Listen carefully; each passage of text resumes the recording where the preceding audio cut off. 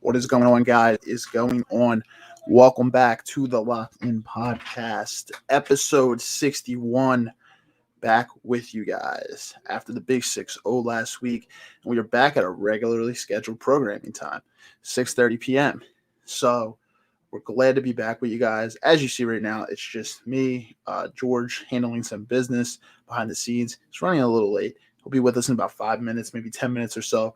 I would say roughly 5 minutes. So what I'm going to do, guys, is, as you know, to start, I'm your host for the evening, Steve Ushler. Like I said, my co-host, George Mentai, will be with us in about 5 minutes.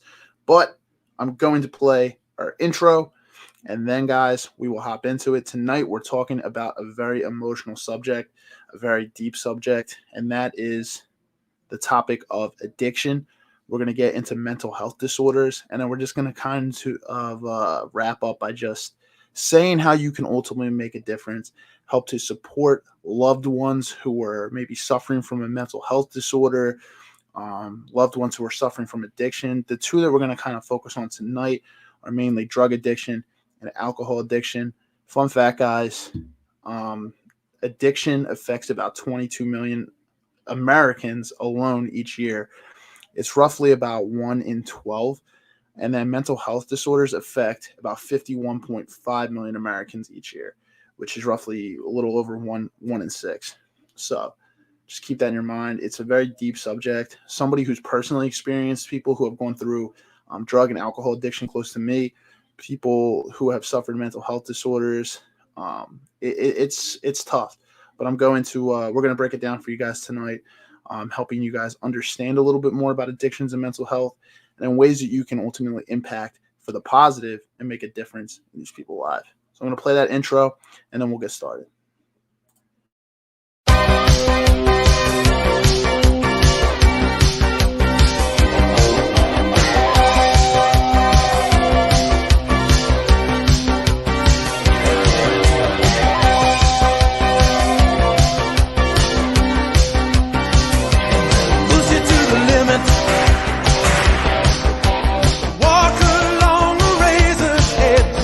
Don't look down, just keep your head or you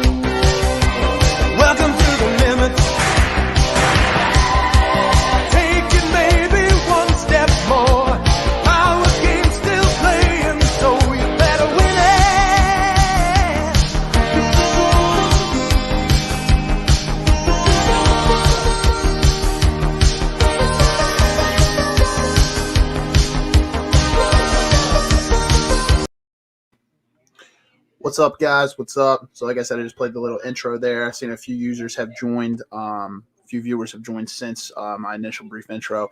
So, like I said, guys, welcome back to episode 61. I'm your host, Steve Ushler, this evening. And like I said, my co-host, George Menchai, with us very, very shortly, 5 minutes or so. He's just handling some business that came up kind of unexpectedly behind the scenes. So, with us in a minute. But tonight, what we're talking about, like I said, topic of addiction. We're going to talk about mainly alcohol and drug addiction, how it affects people around us, people who are suffering from mental health disorders as well. And we're going to ultimately talk about how you can impact those people's lives positively and be able to make a difference. So, guys, I'm going to hop into it real quick. I'll bring George on as soon as he comes in, but I have some notes on my end. This is a very deep, a very emotional topic. And if you've ever known someone who's battling a mental health disorder or battling an addiction like drug addiction or alcohol addiction, it can be very, very tough. But we're just going to dive into it. We only have an hour tonight, but if you guys would like to see a part 2 of this or a part 3, drop the comment below after we're done, depending on what we cover tonight. But before we hop into it, guys, as always, I'm just going to get my notes together, but there are 3 things you guys got to do. Number 1, if you're watching this on YouTube and you aren't already subscribed, hit that subscribe button. If you like this content, smash that like button and hit that notification bell to turn notifications on, because like we said, we go live every single week, depending on the day, and you do not want to miss it. Number 2, if you see something you like, comment down below, drop your feedback. Maybe you've personally experienced having a loved one close to you who's battled an addiction or a mental health disorder. Maybe you've personally gone through it yourself. Comment down below. Love to hear your guys' feedback as always. And number 3, just sit back, relax, stay hydrated, enjoy the podcast. It's 2021, guys. Be true and be you. Appreciate time. Appreciate life. Real quick before we hop into it, I know we we used to kind of do this throughout the summer sometimes, but guys, candle of the evening tonight is just a candle from the Gentleman's Lounge. Beautiful candle. And cologne of the evening is, I'm not sipping any alcohol, but cologne of the evening is Creed Aventus, such an OG. Guys, it's expensive, but if you can afford the price point, definitely worth it. Creed Aventus. All right, guys. So, like I said, George will be in shortly. I'm going to go over my notes basically from people who were battling addictions, and how to ultimately support those who were recovering, whether it's drug and alcohol addictions, and ultimately how to support friends who are dealing with mental health disorders. Drug addiction, it hits hard. Alcohol addiction, same thing. When you know someone close to you that's battling it, depending on the drug, it can obviously, certain drugs get labeled as worse than others, right? And they affect your mindset. But dealing with someone who's very, very close to you that battles an addiction, it's tough, right? Because you want them to be their best self, but they're not a monster. That number 1, that's the first thing you always want to acknowledge when you're dealing with someone close to you. Understand that addiction is a disease. It doesn't define the person. So when somebody close to you is battling something like alcohol addiction or drug addiction, before even seeking help, just start to help yourself understand that it doesn't define them. People who are battling an addiction, they're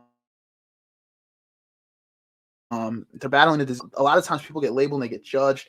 Instead of judging, we need to try to help ourselves understand, because all it takes is just, one thing of peer pressure and, influence. They could just take drugs one time, depending on what it is, whatever the substance is, whether it's cocaine, heroin, meth, crystal meth, whatever it is, even just like marijuana. Some people consider marijuana a drug, right? A lot of people smoke it recreationally with no issues.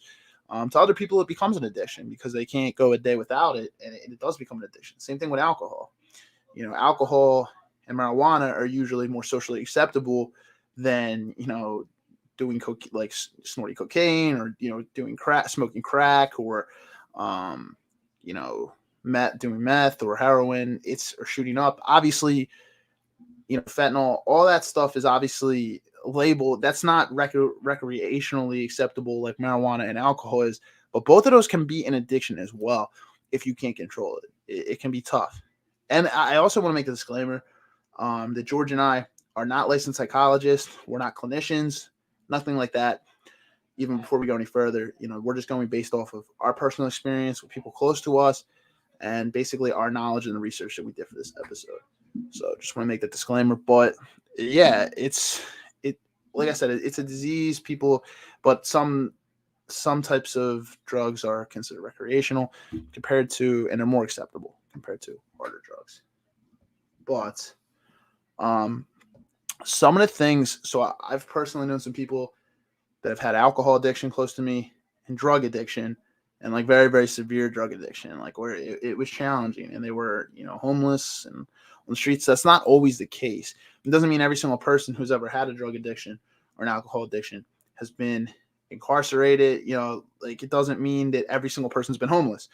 Some people have been able to do it and live in a home with someone and, live their life almost like nothing's going on, but they have that demon and they have that vice that they're facing. So always understand that as well. Not every drug addict or alcohol, somebody who's addicted to alcohol is homeless or has been incarcerated or has a record. It's not always the case. But some of the things you can help with someone who's going through drug issues, ultimately you can acknowledge that like if you know a friend or family member who's going through it, acknowledge that they probably don't see their drug. They might, but they might not always see that their drug issue as a problem. Their drug, they might not see it. I can particularly say or alcohol addiction, this could be more particular for somebody who smokes marijuana, smokes weed, or someone who drinks alcohol, because it's so recreationally acceptable. That's okay. Like, I'm not judging anybody who drinks or smokes or whatever the case may be. I mean, I drink. I don't really smoke that much, but like to anybody that does, that's completely fine. Like there's no judgment here. And the whole thing about it is like anything you do wind up doing, how you know it's an addiction is when you cannot control it. So if it's something you can't go without, that's an addiction. That means that substance is ultimately controlling and inhibiting your ability because you cannot control it. I mean, we can say that about a lot of things. It doesn't just have to be drugs or alcohol. It can be gambling. It could be pornography. There's a lot of different things that people can get addicted to. But just note that, like, that's how it's an addiction. You can smoke or drink or whatever it is. Doesn't mean it's necessarily good for your health, but how you know it's an addiction is when you can't forego it. When literally it kind of takes control in your brain and you have, you're trying to fight it, but you have that impulse and that impulse is controlling you. That's an addiction. So acknowledge that, your friend might not see their drug use as a problem. Ultimately, you can talk to your friend about your concerns. They might acknowledge, they might not, but the negative effects of addiction, somebody you really care about, that's the biggest thing, is being able to put trust in somebody, that like being able to instill trust in the person that you're talking to, by not judging them, but just trying to understand and just address your concerns with them by sitting down and talking to them. Like I said, they might not take your concerns seriously or whatever, but just having a sit down with them, being positive. I know this is cliche, but being positive and letting your friend know that you're there for them, help them stay focused on their positive goals. If they're struggling with addiction, or they're battling a substance issue, or an alcohol issue, help them focus on positive goals that don't include that substance, that doesn't include whatever their addiction is. Support and acknowledging positive things they do achieve, but don't abandon your friend or family member when they do slip up. It'll probably take time for them, if they are struggling with an addiction, to ultimately turn things around. So understand that, like, have their back. You don't have to enable their addiction, but have their back and try to help them focus on positive things that are going to ultimately help them establish a good life for themselves, but keep them away from that addiction. You know what I mean? Avoid using emotional appeals. And what I ultimately mean by that is, like, don't guilt trip them. Ultimately, don't preach or bribe or threaten them. Ultimately, that's toxic. It's mostly only just going to upset them from personal experience. And actually, George is here now, and it's ultimately going to push them away. What's up, George? Yo, bro, what's up, man? What's up, buddy? What's up, Oh man? yeah, made it as soon as I could, bro. Yeah, man. Business. 15 minutes live. Okay, good. Yeah. All right. We're good so far. Basically, just telling the viewers that are out there right now. We got about 5 or 6 on here right now. Yep. Just telling everybody that we went through the intros. I introduced the topic tonight, pointed out some statistics about addiction and mental health, and I've basically been focusing on how we can help friends and family members close to us who are suffering from like a drug or alcohol addiction. Those are the two addictions we're kind of focusing on tonight, right? Because we only have an hour. We can't talk about everything. There's gambling addictions, pornography addictions. There's addictions in everything, but A lot of addictions. the two tonight that we're focused on are alcohol and drugs. And basically, just some backup notes real quick. I don't want to waste too much time by going back, but this was a big one I already hit. I said acknowledging that your friend might not see drug use as a problem, and or like I would say they're an addiction that this is most common for is probably alcohol and more marijuana, right? Because both of those can be seen as recreationally Alcohol acceptable. and drug. Yeah. Right, Even right. soda is an addiction, and it's you drink soda all the time, Yeah, recreationally. yeah. Focus on the alcohol and the drug aspect. I'm like, friends might not always see an addiction as a problem. I would say alcohol and marijuana, like those are completely fine. Like anybody who smokes, no judgment. Anybody who drinks, no judgment. You know what I mean? I drink. I don't smoke a lot, but here and there. But here's the thing, like, I was telling people how you know that you have an addiction is when you can't forego something. When it takes control of you, ultimately, when you try to stop, but that impulse is so great that you just cannot. And then you need outside help to kind of get you through it. That's how you kind of know you're struggling with an addiction. When you can't go a day without it or Yeah. a week without it or whatever it is, like your mind can't stop that. Yeah, there's eating disorders too and stuff, food addictions. There's addictions on everything, but acknowledging that your friend might not see your substance issues as a problem. Now, even people that sometimes maybe even do like heroin or methamphetamines or crystal meth, they might not see it as a problem either, but they might be more likely to see it than somebody who's dealing with just something that's recreationally acceptable. It's acceptable to drink. Absolutely. It's acceptable to smoke. It's pretty much acceptable to smoke weed at this point. I think it's eventually it's going to be legalized completely. So I'm like, for them, and the part I kind of just harped on off my notes was the final piece. Avoid using emotional appeals. What I was telling people I mean by that is don't guilt trip people. Don't try to bribe them or threaten them to quit their addiction. Ultimately, you push them away. And you know how people say, oh, if they guilt trip people by saying, if you loved me, if you cared about me as a friend, or say your partner, if you loved me, you would quit. That's a guilt trip. It's toxic. It's not really the way you want to get somebody to stop. It's ultimately not going to likely work from personal experience. I don't really believe in trying to guilt trip somebody. That's not really going to work. Not gonna work, bro. What's your thoughts, man? Just on drug and alcohol addiction in general, man. Do you know anybody like close? This is a deep subject, man. Very emotional. Do you know anybody close to you who has saw? You don't have to know. I'm not dropping any names of anybody. No, I no know. name dropping for sure, unless you feel like you could drop the name. But I mean, if somebody wanted to talk, right? But I got a few people. Let me see. Well, I had somebody in the family who did some rehab for an addiction. It was to pills, also sold some liquor, and somebody I'm friends with. Somebody like also was kind of like a family, like a young lady who I mean, she used to drink. She stopped because it became like an addiction. She told me she's somewhere in she lives out west now. Because got like a new job opportunity. I think she still drinks here and there, but definitely not like before. 'Cause I remember like we used to have wine. I used to go over her house, and she come over here, and with for folks and would drink. And sometimes drinking for recreation could take you a little farther out, and that's just the case sometimes. You do a little too much, and then you realize that maybe I'm doing too much. It's been actually a great week. Even I, bro. Actually, like in these last few weeks, bro. Actually, I kind of slowed down a lot of things. Trying to eat a lot healthier, certain food that I didn't eat, bro. And I haven't been, drinking or smoking. Not that I'm addicted to drinking or smoking. I mean, I just do it purely for fun, but just the mental discipline. I'll be like, you know what? No, I don't want to smoke. I don't want to drink.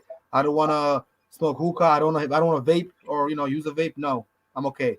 So sometimes you got to tell yourself no, bro. I think it's the most. See, if you're weak-minded, it's easy to get caught up in that kind of stuff and wanting to always go out and smoke or have a smoke or drink.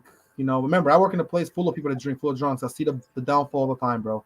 I see the dangers and the addictions. I'm not saying people that come to clubs are addicted, but some people probably are. They just can't. They always gotta have a drink, always be there, always have a shot. I don't. Me. I don't. I don't even drink as much like that. So and definitely as much as I used to. I barely drink. So I barely drink for fun here and there. I smoke more, but even with that, I'm taking it easy. So You gotta know your limit. It's good to ask for help. It's okay if you don't know how to ask for help or you don't know how to be helped. I mean, some people don't know how to be helped. You know, it takes a little bit to open up. And yeah, to answer your question, I definitely knew a few people close to me that had some addictions. I thought I had some addictions, but my addictions were like staying up late, eating junk food. Soda could be an addiction. You know, going out at night is an addiction. Did you know that? That going out and just going out the house and always being out and doing whatever, even if It you're not is. It is. doing something like it's really productive, or if you feel like it's productive but really it's not, just go out there. You just go out there to get some air. That's cool and all, but you don't need to go out every night and spend a lot of hours. Killing time, that's an addiction. People don't talk about it enough, and they don't want to talk about it. But let's start with that. You know what I mean? Yeah. That's also an addiction. Playing video games can be an addiction. Watching TV or being on your phone too much, that's the main addiction. We spoke about it in other episodes, Yeah. and here we are talking about it again. Yeah, absolutely, man. And Mental health is important, bro. it's a You good gotta have point. your mental health. It's a good point. There's a lot of addictions out there. Anything that we impulsively do and we can't control that negatively impacts our life, it's a negative addiction, right?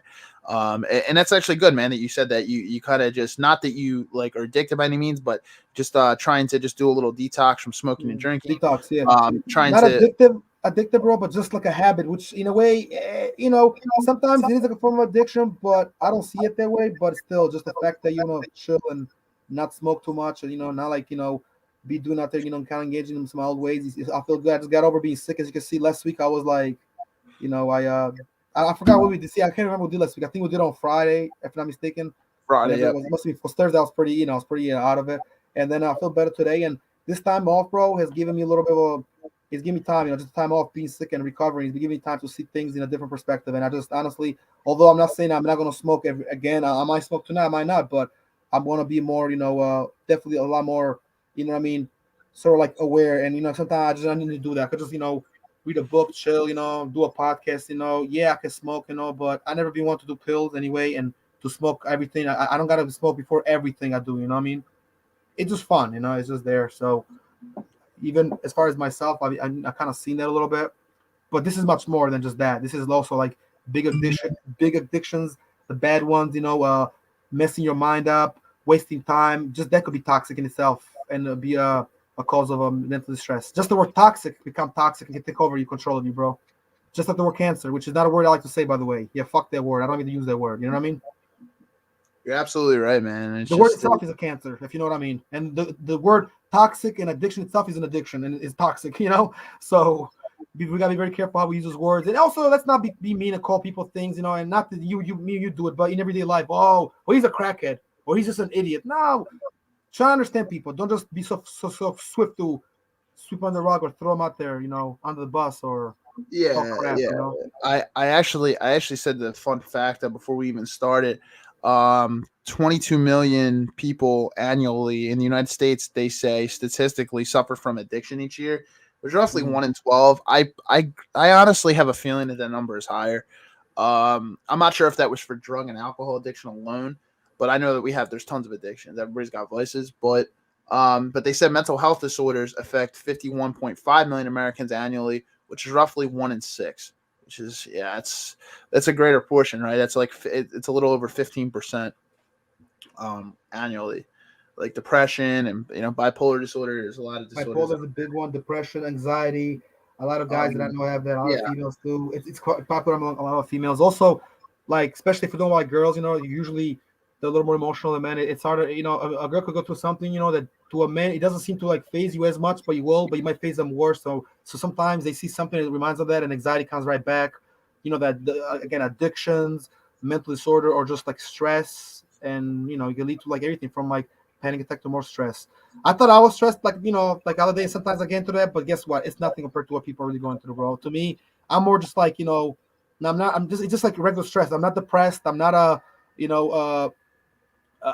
maniac. I don't got some kind of post-traumatic stress where my mind takes me everywhere. It just, shit has happened. Sometimes life gets a little rough. So you got to just slow down and just breathe a little bit, sleep it off, work it off, walk it off, or even smoke it off. You know what I mean? Just take a smoke and just you'll feel better, which is why a lot of people smoke to begin with, because it makes them feel a little, helps them cope with that. But I mean, just there's many ways to cope with it. I guess we'll get to that too. But yep, mental disorder, bro. Sometimes you got to rant a little bit. You just got to just step out of that, Exactly. Watch a movie, or watch our podcast, because we're trying to really bring some information that we know. I'm sure both of us has dealt with somebody that has been depressed or had some rougher days than others. Everybody everybody's depressed, goes to depression, but everybody's some stress, light stress, because we couldn't say that what you have, it's heavy stress. We have light stuff, bro. You go to work, come back, you're good. You have a nice, confinement, a nice life. Imagine people have it worse than you. They're really stressed. Everybody deals with stress and anxiety in different Yeah, ways. One of in different ways. one of the key points I said before we started was in a non-judgment zone and just being more understanding. It's important to note that people who battle disorders and they battle addictions, they're not monsters, and addiction is a disease. It's real. So It's a it's mental, disease. Yes, so is mental health, it's a like disorder. Yeah. disorder, and they do not define the person. That's just a big thing to note. It doesn't make them who they are. It's just a disease that they're battling. So it's important to understand that. When you judge people, I see it all the time. Be out with somebody and they're like, oh, a perfect example is the people down at Kensington. Like, we live in Philadelphia, right? So Kensington and Allegheny, people look down on those people and they're like, like they're losers, this and a third. Like, they kind of look at them as like a second class citizen because they're battling drug addiction. They're not everybody who does drugs is not a bad person. It doesn't mean they're a bad person. They obviously got caught up somewhere along the line with they lost the sense of who they were, bro. For real. Exactly. Like, they probably had goals and something before they got into that. And from knowing people close to me who have battled their ambition, alcohol addiction as well as drug addiction, and have recovered successfully. It's an everyday battle, right? When you're recovering, depending on what the substance was. Some substances are harder to overcome. It's an everyday battle, but just from experience and knowing people, like, it doesn't make them who they are. Like, when they recover and everything, you can kind of tell they still have their own goals and they're battling something. It's just important to note it. There's a couple things I want to go through. Just from like seven. There's 7 things. I know 7's like the key number, right? We see 7 or 10 things like in an article. It was article. my number at the bank, bro. I was number 7 at the bank when I used to work as a tailor. It is a lucky number of sorts. I crafted 7 things. Some of them kind of tie in together, so they might sound like they're the same thing. Of helping someone personally from like my side of it, dealing with somebody who was a recovering drug addict, and you can also tie this to alcoholism too, because I honestly have had a couple family members that have suffered from alcoholism and alcohol addiction, so as well as a couple friends. So it's these are a couple tips to help them and help to make a difference. Number 1, before even going into it, it starts with you. Take care of yourself first. So my main point here is I think you can probably agree, George, having significant problems with substance use. It's like I said, it's an illness. It's a disease. It's not the person. It only affects the person who is it not only affects the person who is using, though. It affects everybody close to them. It's going to frustrate people close to them because they're not who they used to be. Family and friends, they often place the needs of their loved ones, though, when they're battling this above their own. It's important to keep your own self-care and have a self-care routine to, don't disregard self-care for yourself, because it's very important. Increased illness and sometimes struggles with depression and anxiety, it can take a toll on the people around them. So taking care of your own physical, emotional, your spiritual, your mental needs it's just so paramount. So you need to understand before trying to help somebody. Yeah, before trying to help somebody else. It's like when just comparing going into like a relationship with somebody, right? A healthy relationship, and you marry somebody, you need to be able to love yourself before you can enter into a healthy relationship, right? Or else it's going to be toxic. You don't love yourself, so you're using that person as like they're like you crave every single second of them to the point where like it's not healthy. Like you need to have your own goals, your own right. You need to be happy with who you are, or it can get very toxic, right? The same thing happens when you're trying to help somebody who's recovering. Revolutionize your marriage a little bit and your situation, Yeah, if you're in a good mental state, you'll be able to better help that person battle through something. Just my personal experience, because it can take a toll on you. Yeah, I mean, it took a toll on me a little bit. I'm not gonna lie. It's tough and it's deep, but your own self-care is important when you're trying to help somebody else. That's starting with you first, right? Number 2, remembering that, like I said, remembering that they're human. They're not a monster. It's a disease that they're battling. Addiction is a disease. It results in distorted, value systems. It shifts towards supporting ongoing substance abuse. It's okay to get frustrated and angry with a loved one for your own well-being, but you may need to limit your contact if the person you're friends or family with is actively using, right? Like once they're actively using. Yeah, you know that though. And then But here's the key. But be wary of, you can help them get the help that they need by referring them to places. But I want to tell you this: be wary of treating them like an outcast or a disgrace to the family. Can't tell you how many times I've seen that happen personally inside a family of mine, and then also seeing friends talk about like other people in their family as like an outcast or disgrace. It's not the way to go about it. What it can ultimately wind up doing is shaming the loved one, interfering with them, reaching out for support. you're They're going to crushing be their ideas, their feelings, but you're shaming them. But it's you're hard going to to kind of like not shame them and trying to like put them in the right place and help them without being too, because it's also how you deal with it. You know what I mean? Like you might want to help them and you're putting it out there for your family. It's not how you do it though. You got to talk to them. Maybe set up a session behind the scenes, and you can force them to go there even if they don't want to go, but don't kind of like the whole family needs to know the whole world. Because like my grandma told me, when things happen, bro, you always keep the stuff between the family. You don't got to open the door and show it the world what you're going through. If you have somebody to using or somebody that's really close to you, and even a good friend, if it's a really good friend of yours, they consider almost like family. It's principles. But now this is like real shit. You're like everybody else gets in the vote. Yo, back off. This is like family right here. I'm trying to help them. Often people help people out there, bro. Hang out with somebody you love, and they're giving emotion to smoke and to drink, for example, an addiction. In reality, you want the best, but they don't see that. They see them people. Those are the fake ones. Those that leave you out hanging out there to smoke and high, leave you out to die. Those that care about you will, in fact, take you in or try to make you see it. You know what I'm saying? Yeah, it's an important point. Right. It's actually a very, very good point. Helping you Right. see it and helping you understand Real it. shit. That was actually the point I was going to wrap up on point two. Is just saying, once the person you love, they enter the recovery process, start to communicate with them, and instead of judging, try to understand a little bit how that routine, like that substance abuse routine, whether it's alcohol or drugs, became a part of their life. Try to understand a little bit more, educate yourself. People tend to judge. The first thing is they tend to go off of emotions instead of logic and trying to logically think through something. People tend to use their emotions first. So, yeah, just helping understand a little bit. Before I go into our next points, man, any tips you would say for like helping somebody who's going through a recovery process? I mean, I have like 3 or 4 more, but I'd like to ask you. I got some notes on this, bro, and I was reading as you were kind of saying. I was getting some notes and reading a little and writing some stuff down. Basically, kind of same stuff you said. Just like don't betray the trust, but be there for them. Don't be a yes man. So push them to get help and push them to realize it. If they're in denial, then you have to take small steps, and you can be a little more obviously. And I'm gonna be honest. I'm not trying to be funny or nothing like that or ridiculous about it. Some people are in denial. They don't see the problem, but you see it, and some of them don't admit it, but they know it's. You got to put them like talk to them a certain way where like no one's around, and a way they could maybe see it.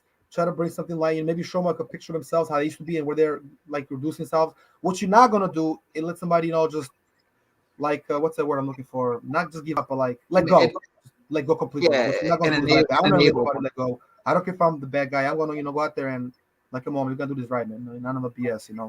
And like, again, I get it. People they want to get high, don't do what the fuck they want to do. Do that, but because of consequence, know your limits. I could tell you some stories without telling too much of myself. Where I've done stuff, bro, and I've been out there, I partied, I've done some kind of drug I probably shouldn't have done, and I didn't feel great. But I learned. I said never again. I think my birthday, you were there for my birthday in 2014 when I got really drunk and I earled and I got really sick, and since then I'm not drinking again. I don't give a fuck if people pressure me because they're like, yo, I got a shot for you, and I was young at the time and dumb and too nice. I appreciate the shot, but you bought it. Oh well, you don't have to keep it. I'm not drinking it. Simply, I'm not drinking it. Okay, I get that. So, you know what I mean? I do the same trick, bro. I go to clubs sometimes, but like I'm drinking. Reality, I'm drinking soda, bro. I don't need to be drunk And around me. I don't like the drunkenness or be high. that's a good I know point. what I gotta do. I got my shit rolled up. I got my shit on me, my drink. I don't need nobody to pour me a shot. I pour it myself. No thanks. And People hook real you up and pour and you a real shot. friends and real friends will understand, man. People who constantly pressure you to do things that you don't want to do, and If they're that forced it's to do not it for healthy them. for you. Yeah, they're not. Yeah, exactly, because it's not a good look for them to see you around not drinking or something. That's not a real friend. It's not real To be friends. honest. Some selfish shit. That's some almost like what I mean, almost like pushy behavior, trying to shove down somebody's throat. It's excessive peer pressure. Some people be like, yo, smoke, come on. It's just nah, I don't want to smoke and I don't want to hang out. I'll chill with you. We don't gotta smoke though. Like, oh well, no, buddy, hold on. I'll make the rules here. You say you wanna hang out with me and call me up, right? I'll meet up with you. You can't pick me up, but we're not gonna do all that. I'm not doing it. Okay, all right, and that's how it is. People don't want to drink alone, but they don't want to smoke alone. They don't want to do drugs alone. They don't get somebody else. Do it at your own time. Misery needs company. People that got a lot of time in their hands needs company. I'm not gonna say who. You know exactly what I'm talking about. You know what I'm talking about. And this ain't a shot at this person, but I'm cool with them. But they'll call me because they needed my time. Nah, dog, don't call me, dog. Just come here. When you come here, don't just hit me up out of nowhere. You came from another city, it's cool and all, but I got do my own thing. I'm busy. Like, I'm very busy. I'm not gonna put my plans on hold for somebody else. I almost did today, but I didn't. And guess what? I got a lot done today. So there you go. I'm not putting nothing on hold, bro. My thing comes first, and that's just what it is. My business is my business. You need something done, I'm the guy I can do it with. You need help, you need to focus on something, you need to get a lot done, move forward, get productive today. I'm probably one of the best guys to call for that, but don't call me and waste my time and try to get me to have fun. Too much fun can kill the flow, bro. You know what I'm talking about? And we all like to have fun and go out and do our thing, but too much having fun, bro, you got to be balanced. You got to be disciplined. You can go have fun and all the fun in the world. I'm the king of partying, but I'm not gonna, jeopardize my day, my productivity, and what I got to do today. I spoke to somebody really important for one of my gigs that I haven't spoken to in forever, and I got clutch, mission accomplished. That's all I'll say.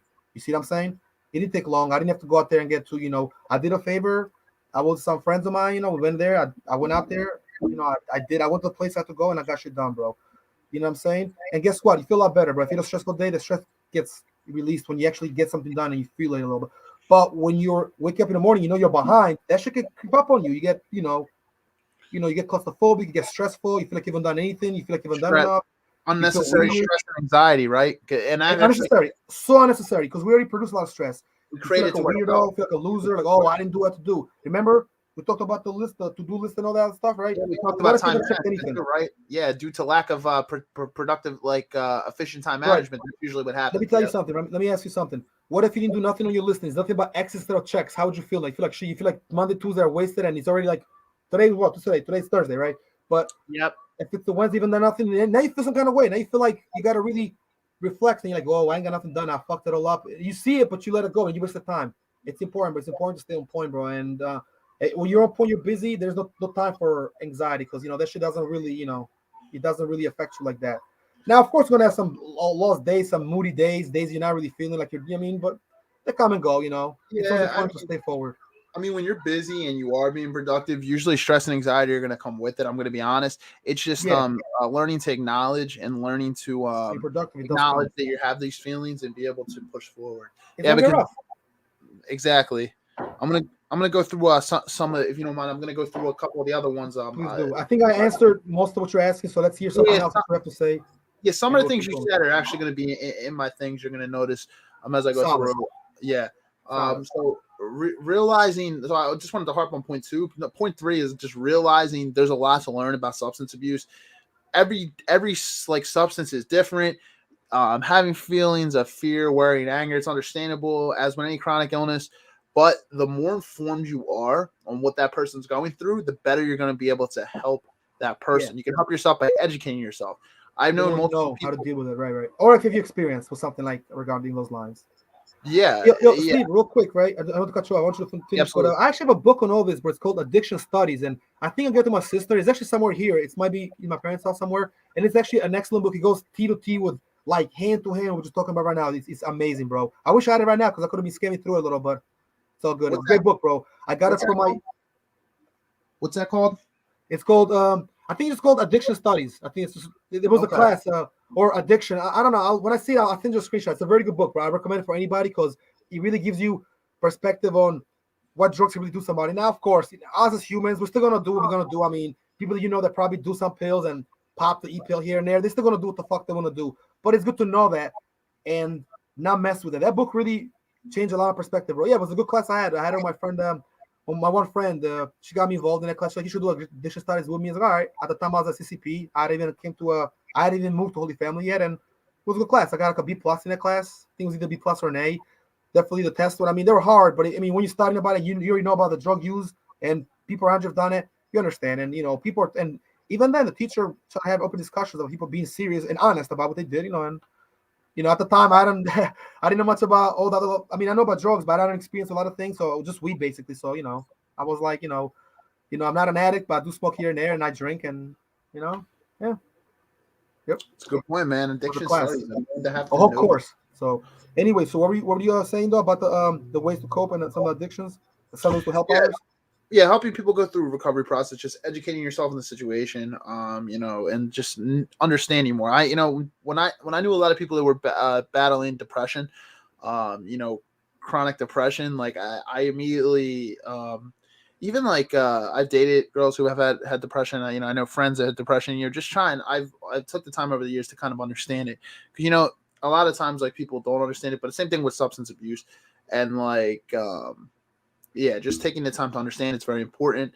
Um, Seek professional help. You can also seek professional help on your own to help you to understand better how to approach a loved one. I know that there's resources out there. Assistance in recovery is one resource that I know of that you can like get. There's plenty out there that I'm sure you can Google or find multiple sources which like can help. You can talk to somebody and be like, hey, look, I have somebody that's battling this this addiction or this disorder. Can you help me understand a little bit how I can approach them without any judgment and just help me to understand? But that's important. I'll run through these other ones real quick. Number 4, be careful to not use your loved one as comfort as a weapon. And I actually said that about the emotional appeal earlier. So, like I said, this kind of ties in. People like to say, if you love me, you'd quit. It's a destructive behavior. It's toxic. It almost always backfires. Yeah, Instead, address your concerns with your loved one. Remind your loved one that you're willing to be their recovery support and that they're not alone. There's a lot of people that battle addictions. Like I said, in America they're alone, alone, or they think they're alone. Right, right. it's a lot. It's more than you think. When you go in a crowd and you're walking around downtown or something, every 1 out of 12 people could be battling addiction, right? At the same time, it's important you to also understand this is actually very critical. Set boundaries. That you need to. So while you're going to help them, you need to set boundaries for yourself, and that's perfectly okay. Sometimes, to be honest, the most loving thing we can do is allow that person to experience the consequences of their own actions. That's Yeah, actually very important, and I think a lot of people don't understand it. And that's with taking the time to focus on yourself first, to give yourself that proper self-care, so you're confident in yourself enough to be able to do that. Because a lot of times people go above and beyond and put those people above them, and it could be detrimental to your own life. You need to be in a positive mental state, in a sound mental state, to be able to help somebody else. This does not mean, and I do want to also emphasize, it doesn't mean you're punishing your loved one or your friend or whatever it is, but it does mean that you're no longer shielding them from the results of their own behavior. And that's you're important to not know. you're not necessarily hurting them, putting them down, bro. But it's almost like you're working towards the goal, trying to get them there in a peaceful way. It's opposed to like the old school trashing them, yelling at them, abandoning them. It's supposed to you're letting them hit a brick wall on their own, and then you kind of just there though. Like, that's actually a good friend, by the way. Like that's actually will be an excellent friend or family member because it's either or the other. You notice that? Like either like a mom and dad or uncle or brother or anybody friend. It's either too strict or they're too nice or they're yes men. It's either he's got to find that right, like you said, to really help somebody, bro. It takes a lot of patience, man. I mean, some people are better than me, bro. I mean, I'm a little the old school way. I try to be brutally honest, but at the same time, I'm also trying to be a little compassionate and kind. But sometimes being kind, isn't everything else in the world be nice? They don't respect you enough, so you got to really show them, act like you turn your back on them. Not turn your back on them, but act like you did a little. Just trying to push them and let them see the addiction and let them know. Listen, if you don't change your ways and if you don't change what you're doing, you will die. How long you been here? I've been here. How long you been here? How long you been in this country? How long you been in this situation in this school? I've been here 10 years. I've been here 5 years. I've been doing this 6 years. You lost the sense of what's going on, man. Remember, bro, when you're a piece of stuff and you're at one, bro, it's like your soul is right where it should be, bro. Your mind is right where you gotta be, bro. And you can experience it, have fun a little, whatever the case may be, but just don't let yourself go so much and destroy your whole ambition, your whole goals in your life and your health, number one, because it all starts with your health. Nothing can be there if there's no health. Don't destroy it over some pills, over that thrill of wanting to get high and going out there, like Exactly. it's And not too different. I mean, I never had an addiction like that, bro. But I smoked plenty of weed, and there's been times where I was able to smoke so bad, but sometimes you gotta say no. And it's hard to go cold turkey and say no right away and stop everything, especially if it's something that you really enjoy doing, or if it's like an addiction or a high, or what I mean, something that like keeps you up like that. But I mean, yeah, start somewhere, bro. absolutely. A lot of these have tied into both addiction and mental health. Mental health, professional support is obviously important as well as for addiction. But this one right here is going to mainly just be targeted towards addiction recovery.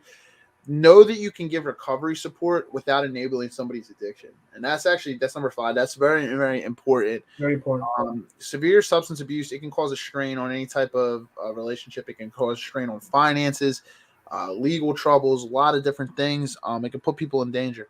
Here's the thing, like family and friends, they often try to protect that person. So there's some people that like consider people like in their family or their friend circle like an outcast, like, oh, they're a loser, they're a bum, they do drugs. But then there's other family and friends that will try to enable the person by protecting them, but like actually protecting them, but it's not allowing that person to face their consequences. They enable them.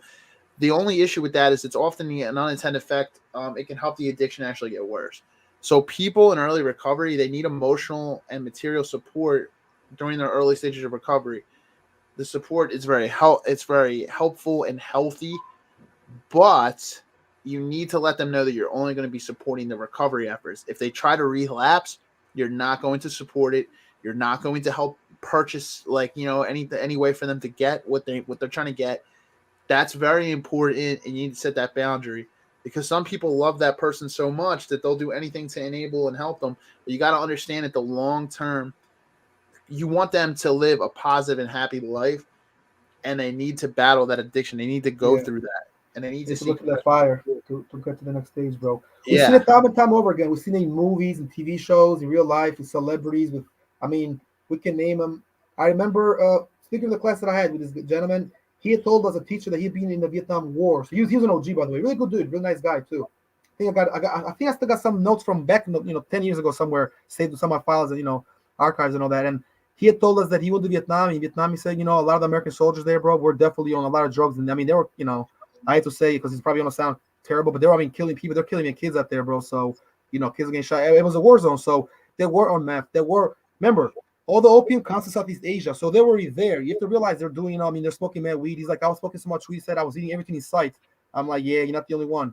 And this is like a grown man. This is like 10 years ago, so he was like already an OG, but he was telling us about his experience a little, and then we look in the videos around, the world and addiction, and we've seen like some stuff on like Whitney Houston. This is a long time. This is before Whitney passed away. We're watching like what addiction could do to like some entertainers, and all that. So yeah, bro. Just because they're famous, bro. Famous people even suffer more addictions, and they're so famous, they got so much money. They got yes man. They don't feel like they can really get away from it, from that addiction. They feel like they could stop whenever, but they really have too many people around them. Don't really help them enough. They're just not there for the interest. They're there because they're yes men or yes women, And that's a celebrity, somebody that's got people around them. A yes man is detrimental. It's the worst thing you can have, bro. People that are just always riding your tops and never telling you what you need to hear, how you got to do things, but just what they think you should do, or do this because it sounds good because he lives up to the persona.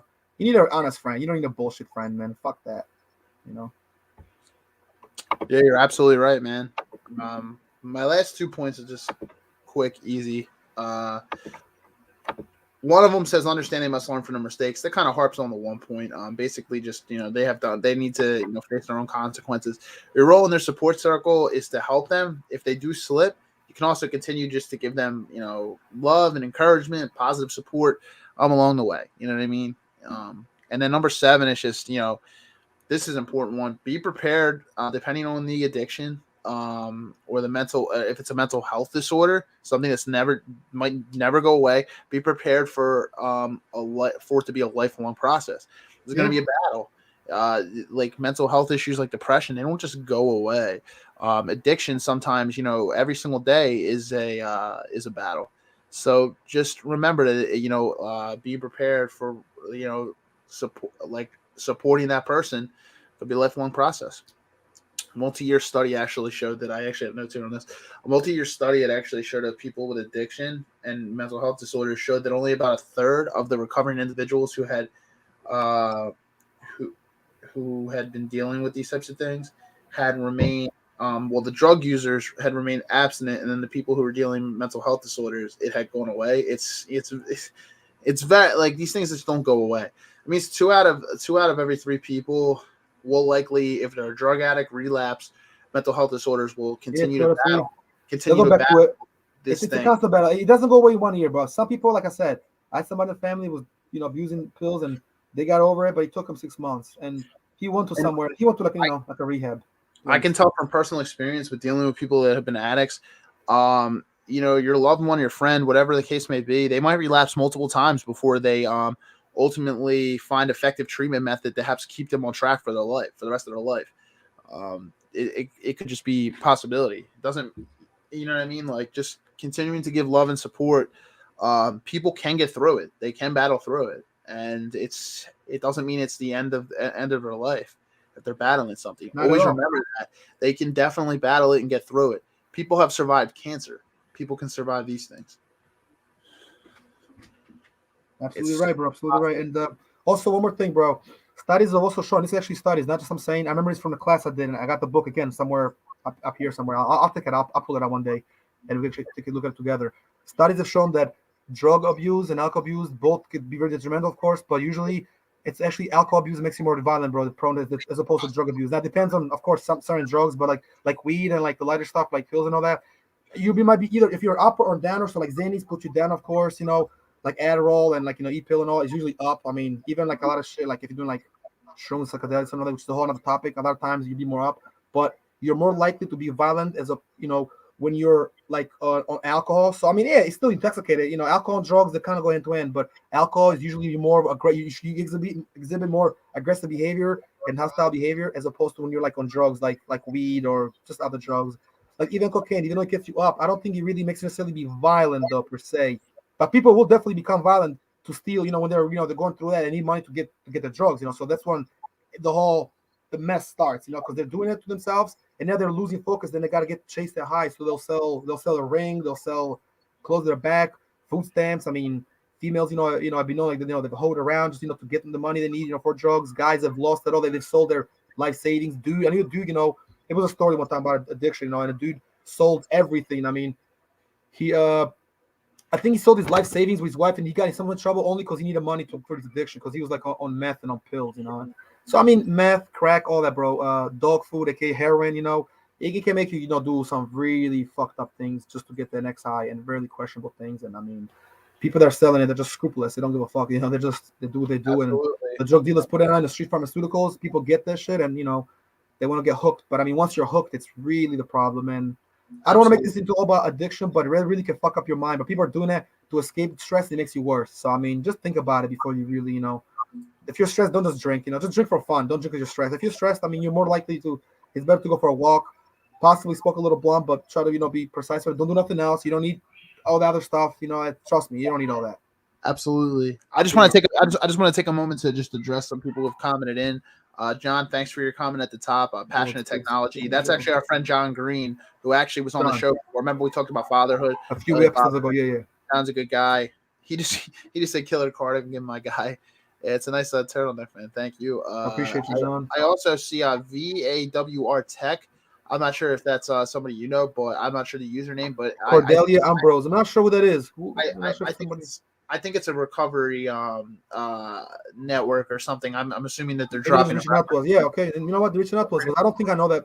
I'm not sure who channel that is. I gotta go on YouTube and find it. So also want to announce Fran has commented sup, and then yo, what's good, Stephen George. See, like, there's something kind of going on in our comments, guys, that like a couple people have reached out and addressed on that. Like, I think it's the Facebook is just automatically saying going against standards or something. So we're trying to figure out what's kind of going on. Facebook is so weird.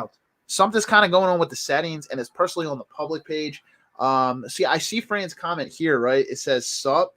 And then I see that you had commented, sup, Francis, thanks for watching. George, I don't actually see that on the page. But then I also don't see – I'm assuming I think this is Fran's comment here. I see on the page, bro. I see the first one, though. I see the sup. So, like, we can still see the comments here. And it does say, like, 4 comments. And then when you click on it, it only shows 2. Wow, so look, I see Francis. My comment is gone. I don't see mine anymore. Yeah, see. Like, Francis, sup. And then you said sup for watching. Jessica's watching with you, and Todd are watching both. Okay. Yeah, we'll have to figure that out, because I mean, we got to talk about it, and we spoke about behind the scenes. Something's weird, because here it says good though. See, sup, Francis, thanks for watching, but it was showing here, now doesn't show no more. Yeah, something weird's kind of going on, but we'll get it figured out. We'll get through that. Fran, John, thank you guys both for the support. I appreciate you both. Thank you for watching. I pretty much went through all my points for recovering addicts and people with mental health. This is a deep discussion. We're almost an hour in, which is kind of where we're going to kind of wrap up, and just kind of like we went over points how to make a difference. We talked a little bit about addiction. We talked a little bit about particularly alcohol and drug addiction. We talked a little bit about mental health, maybe not as much on the mental health side because we already have a mental health episode out there. But here's the thing, guys, if you want us to cover more topics like this, either comment down below, send us a personal message. We'd love to cover more on this and maybe bring people on who have gone through it or dealt with people that have gone through it. Because I think if we get a healthy discussion, it'll help bring some light to some things, right? Because it's 2021. We have social media, we have the power to influence and be able to talk about these types of things. So influencers, I actually made a disclaimer. I was like, George and I, we're not licensed psychologists, we're not clinicians, but we're just talking off of our experiences.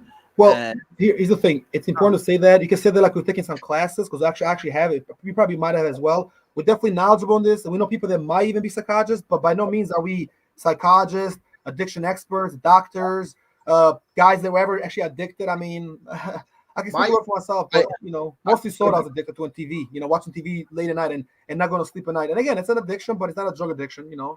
Ironically, I can tell you, like, I'm not a clinician or anything, but my organization, my company that I work for, the company and organization that I work for is actually a government-funded nonprofit agency. I work on the finance team, right? But I do go out to some of the programs. I have homeless shelters in my portfolio.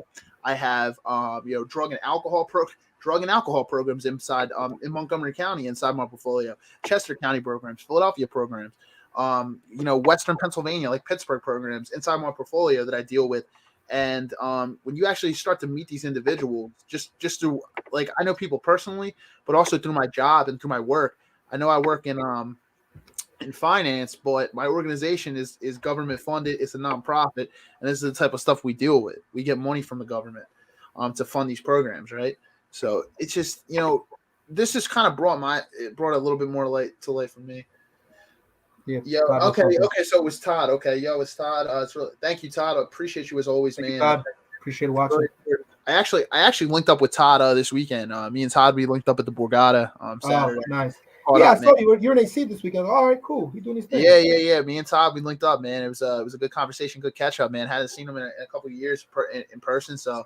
When I ran into AC, I was like, it must have been that second, but you know what? That's what's up. Because I'm going to AC later in the month, and we're going to talk about that. It's going to be a big one, bro. We got to really talk about it behind the scenes. We can get a live event out there, man. We might get a live event in AC, guys. We're going to say it right now, since you brought it up, bro. If we get a live event in AC, we'll go live there with a booth. It might be very well we're like really next to each other. You're like right there and right here. And my boy Eric and Nick Newson will be inducted in the Hall of Fame, Martial Arts Hall of Fame. It should be a very big event. I'll talk to him and figure out if we could do it there. And obviously, you'll be we'll be there. I got to be there for a couple of days regardless, in hotel. Maybe we'll get a room together or or your room could be like right next door because I already have a situation set up. So, yeah, possibly you might fall episode like 60, around like the 65th, 66th, but, that would be dope. I'm all in. Yep. Yeah, so, yes, sir, man. That would be what's up, dude. All out there. So, guys, stay posted. It might be happening. So we'll keep you posted throughout the holiday. We've never done like this before, but Todd, exactly. But Todd, just to address your comment, man, you're absolutely right. It's very important to talk about it. Just by lending an ear to someone, you said it can be, the difference between life and death. Absolutely, man. It absolutely can be because that could be the last conversation. If they don't have that conversation with you, it could, especially if someone's dealing with suicidal thoughts or tendencies, or maybe they, if they're dealing with a very deadly drug like heroin, where, could like fentanyl, stuff like that, where, you take one more hit, it could be in your life. Right, like very important. Lending an ear, man. Absolutely agree with you. Definitely, good vibes. That's a dope comment, bro. Definitely true. Just by lending an ear to someone can be difference in life and death. Yep. And that's exactly what we talked about. Even when I did class and I was doing some of these studies and research, like in college and all that. We because I would also sometimes take part in other study groups that were in my class just to learn a few things, and they'll do tests and they'll talk about it a lot, but like about talking, even. Addiction Prevention Month, Suicide Prevention Month, Anti-Bullying Prevention Month, all these because bullying, depression, suicidal thoughts. It all starts from this: mental disorder, depression, and addiction even. And sometimes you're addicted and you have a problem and you want to fight addiction, but you can't. And then say you fight addiction, but now you're depressed and you're like traumatized because the addiction was too hard or you do something crazy. That could lead to also you wanting to, take some, bad steps and kind of falling completely off, isolate and, killing yourself and all that. This is really important to talk to people and try to help as much as you can and don't reject no one. But you're definitely right, man. And you know what? You actually just gave me a good idea right there, man. Maybe we eventually in the future we can do an episode on bullying, like the negative effects of bullying, anti-bullying. And also, this is actually a big one. Not a lot of people talk about people who were bullies earlier in their life, like grade school, high school, right, or maybe even as recent as college, and they were bullies, and they deal with like post guilt from being a bully. There's people that do deal with that because they were in another lifetime, and they maybe somebody grew up a certain way because of that. Like sometimes bullying can negatively affect like people into like their later years, into their actual life and the prime of How life. do you feel about that, bro? We got a few minutes. Let's talk about that for a few minutes. I know I gotta go soon because I gotta go to work in a little, but let's talk about it a little. How do you think that affects people? Like if you were kind of like a bully or an asshole once upon a time and now you're not, it can really, it's almost like you want to find a way to redeem yourself, or like redemption. I mean, because if you feel that bad and you feel guilty, I mean, we all done things in the past that we're probably not proud of, but I mean, to be a bully and to really fuck with somebody, and then people go from being the bullied to the bullies too, and a lot of bullies, by the way, just had like rough parents, treating like a dad was an asshole and treating like crap, or older brothers. Yeah, a lot of time it starts in the household. He can, especially growing up without a dad or without a mom. Same thing in the city. You know how they say that like a female has a better chance of becoming a fighter if she grew up with her dad. Well, guess what? A man has a good chance of losing it all if he grew up with his dad because there's nobody around like a male figure too. So you can look at it. You can become either a simp, a weirdo, a person that gets bullied, or you can become an asshole and a bully. You know what I mean? Like you can actually take that channel in the negative way, and that's the thing. Don't do that. Don't let for somebody else. Oh, well, you don't got a dad. Like you're a bastard now. No. Be nice. Be like the big homie. Look out for somebody because you never know when they might look out for you, bro. You know what I mean? And people go through a lot, man. People don't talk, but they all got inside brewing, and that's why people don't know about talk, which unfortunately why kids are brutal, man. And I'll tell you what, dude, growing up, we had some tough times. I mean, I'm sure you did too. I mean, shit, I got my fun of, but I mean, I see people be brutal. I'm like, geez. Social media makes it so much worse. It made it worse now. People can say things anonymously. The thing, cyberbullying happens now. Cyberbullying is so big. I'll be honest. I think girls are worse. I think women are worse, man. Like you see how vicious some like girls can get. Yeah, think of the girls stuff. They get vicious. Like it gets kind of crazy. Like I'm not talking physically. I'm talking like verbally and emotionally. No, verbally. Because there's a story about the mother. Like I remember she's getting bullied. Her and her daughter bullying the one girl, and something happened. I forgot. I can't remember the story, but it was a good story. Though it was worthy of an article. And they were cyberbullying somebody. Like the mom was like cyberbullying the one girl because she was in competition with her daughter for like a beauty queen pageant, and she was saying mean things, pretending to be somebody else. People, and not only they're bullying, but they're even unanimous because of social media now, because of comments. Yeah, they don't know who's who. It could be a grown man could be trolling somebody and bullying somebody, and they don't know it. And we talked about this in digital marketing and digital media class in college. Maris was one of those classes. I don't think he was in both. I think he was the only one. But we talked about like some of that with the teacher and how things are so different now. You know what I mean? It's just crazy, bro. It really is, man. And just like guys, a lot of times they'll bust each other's balls, but they'll get over it. Like girls, man, like some of the stuff they say is like unforgiving, like shit that like you can never be friends with people that person. Yeah, like, they girls can get really jealous of each other. There's always a crew. The one girl don't like that girl. She's a new girl in the job. They don't fuck with her. They isolate. Girls can be very brutal, more so than guys sometimes. Yeah, no, definitely. Some women can be emotionally, and it's kind of crazy. Like, but we'll have to do an episode on that, like dealing with like people who have been bullied or people that were bullied. Cyberbullying could be a good one, by the way. Absolutely, man. Either or. I think we can wrap up in the next couple minutes because we're an hour and 4 minutes now. I know you got work. I got somewhere to be at, like in a little bit after this. I gotta be out now. My job's like never ending, man. I'm like always even after the podcast because I like work from home, so I always got. I'm actually in my office now. And I'm sucks. I have to go to work today. I just went back to work, bro. Recently went back. I was sick for a little bit, so still here. But I am off on Saturday, so that thing for Saturday sounds official, sounds legit, bro. We'll be in touch, man. We'll be in touch. We'll just have to kind of plan accordingly. But I do want to thank everybody who came in. Although I came a little late and Locked In Podcast might be hitting the Big Apple, so we'll see. Yeah, we'll see. Let's not take too much, but we'll probably will, but we'll do a live from there. We'll show, of course, show New York a little bit around. But it was appreciate everybody, tuning in and watching, and the comments looking good. Keep it up, guys, for sure. Yeah, I appreciate having this discussion with you, man. I think we hit a lot of points, man. And we had a lot of good points. Perspectives, my friend. Bro. Yeah, this was good, man. I appreciate you I appreciate you being in the building with me today, man. For being so short notice, bro. In fact, I have to go to work soon, bro. I had a good time too, bro, and that's just let's leave it at that. We'll get more in there. We'll get a lot done. Today was a good episode, and we'll kind of keep up the good work. I think that's your boy, right? Eli. Yeah, you're like, oh, there he is. Yo, Eli, I called you, bro. I called you. He said, call me. I called you. I have to get his number again because we're talking about something for the other thing here. We're probably competing in the same event, but yeah, Eli, this was about definitely could catch cerebral cracks, bro. About to be done soon, but this was about mental depression, how to cope with that, some of the factors, and also like a little bit. We kind of touched on bullying a little bit too, very little, and mostly like addiction as well, and drug addiction. So it was actually a good episode. So yeah, I was at work. Yeah, no problem, bro. You don't gotta explain it, man. I know you'd be busy. Because remember, Eli's in the army actually, bro. So he's actually serving. So Oh man, massive respect to you, man. massive respect, bro. Just like our buddy Lewis was, also in the army. I believe Army Marines. Which one's Lewis? Army. Yeah. Lewis is Army, man. He's actually home for the week, man. So yeah. Lewis Well, is he'll be home right in January, but then Eli is also he's so busy. He's in Colorado right now, so I appreciate you watching, Eli. I call him Ezekiel, but his name is Eli. Eli Ezekiel. He knows why. Much like appreciation, man. Thank you for serving our country, man. Definitely, bro. I'm gonna be contact with behind the scenes. Eli, still watching, broski. Definitely want to be talking some private stuff. Steve, appreciate it, bro. It was a great episode, bro. I gotta go definitely because it's kind of like it's passing. Understandable. Remember, guys, always be on the lookout for any contact. Share, like, subscribe, hit the bell, hit the notification button. Check out some of our quotes of the week. I just did one recently. We were all for like 2 weeks. We didn't do it, but now we're kind of back at it, trying to bring guys a little more as we go. But it's very hard because it's only us two, and maybe sometimes we get a help or two, but we don't have enough help. So trying to get some there. We're doing the high. We accept the applications. Yeah. We're because right now we're doing all the production, we're doing the marketing, we're doing the we're getting something done. But appreciate you, man. Thanks for posting that. And just one quick thing. I know you guys saw on Facebook. I'll actually drop it on IG too. Going to be doing over the next week. Personally, on mine, like a gift card giveaway. So there's going to be maybe Wawa or Starbucks or Dunkin' Donuts, like little $5 gift cards that we're going to give away. We're going to hold a little contest online over the next week. Would it be in the season of Christmas, Hanukkah, season of giving? So guys, just keep on the lookout. What we'll ultimately request is your email address if you do win, and then we'll send whatever the gift card is. We'll send the digital gift card right to your email, so you guys will have it.